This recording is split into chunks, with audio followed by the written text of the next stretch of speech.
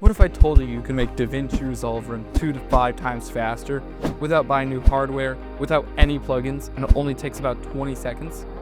Here's how. So the first thing that you're going to do when you open a new project is you're going to go up to the top menu, and I'm using a Mac right now, so it might look a little different, but if you're a Windows user, it should have the exact same layout. You're going to go up here, go to Playback, and then scroll down to Proxy Handling, and then press Prefer Proxies, and this will make it run a little bit better because it'll render your stuff on the playhead slightly different, and it'll be faster. Also, I believe in Davinci Resolve 20 you can access this just by going right here. Yeah, so that'll make it a lot easier to access.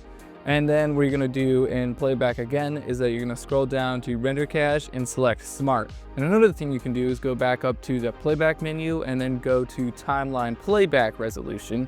And this is only if you have a really low NPC or if you have an extremely laggy project. I wouldn't suggest doing it if you're like editing a simple professional video. That's because when you go down in size, it'll like really make the figures and shapes, and like especially if you do cinematography, it'll make it really like less recognizable, especially if you go down to quarter. I don't suggest doing quarter quality at all in any scenario because it's just like everything is super unrecognizable, sorry.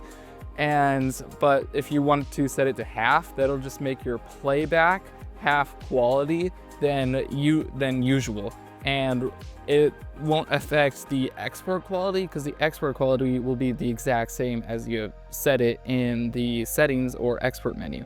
And so if your computer isn't trying to render like the full quality of what you're working on, it'll make it run a lot faster. Especially if you have a really low NPC, you'll see a extremely significant increase in speed. But personally, I like to just keep it at full because I don't really use it most of the time unless I'm working on a super advanced fusion clip, and I kind of need that to be able to rewatch what I'm working on. And the final thing that you can do to make it run a lot faster is going down to back here to Manage Render Cache. And this is where you can see your actual render cache for all your projects that you've worked on.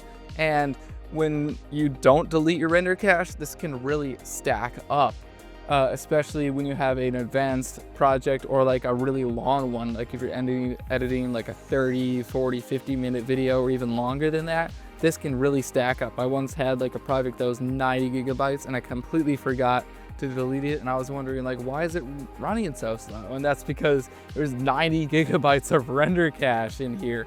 But as you can see, all my stuff is 0 kilobytes because I actually deleted.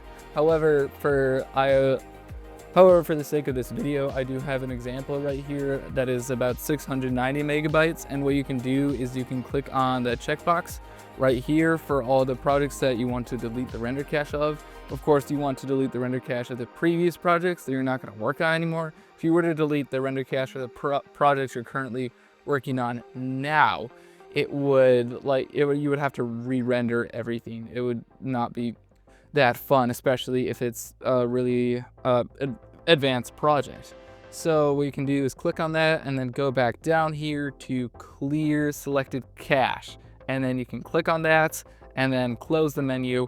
And then what you can do is that you just removed about 690 megabytes, or what I did, off my computer, so my laptop will run much faster. And so those are just a couple simple steps that you can do to make Davinci Resolve run a lot faster. And also another thing is that I'm working on a Discord server for editors or anyone that really just wants to be in a community of people that'll help them out, especially me. If you have like any Davinci Resolve issues, I will probably know how to fix them. And to join this Discord server right now, you'll be like one of the original members of this group because this is the first time that I'm talking about it. So that'll permanently cement you as one of the original members of the Discord server. But also, a lot of editing Discord servers are literally just there to sell presets. Like the most popular Davinci Resolve or just editing servers in general that are created to help people are just created by content creators or YouTubers to sell their own presets. Like, that's the only reason they're there. I once joined the server with about like 10,000 members, and the only time that like any of the creators or moderators would talk or help with anyone is when they had an issue with one of the presets that they bought from the creator of the Discord server, and this is like absolutely disgusting. So if you do want to join a community where nobody's trying to sell you anything, and I also have a bunch of free resources that I'm going to create that you can get for completely free, then make sure you join up, because it won't cost you anything to be in this server, and I think it'll be really beneficial for you. So the link is in the description for that server if you want to join up and join the community. And I'm really trying to get back to have a consistent upload schedule again. So if you guys would help me out, since this is the first video that I released in a couple months, if you could just like or subscribe even, just to help boost the algorithm. Or if you don't even want to see my videos ever again, you can just comment your favorite food or something just to help me and support me, because it'll cost you literally nothing.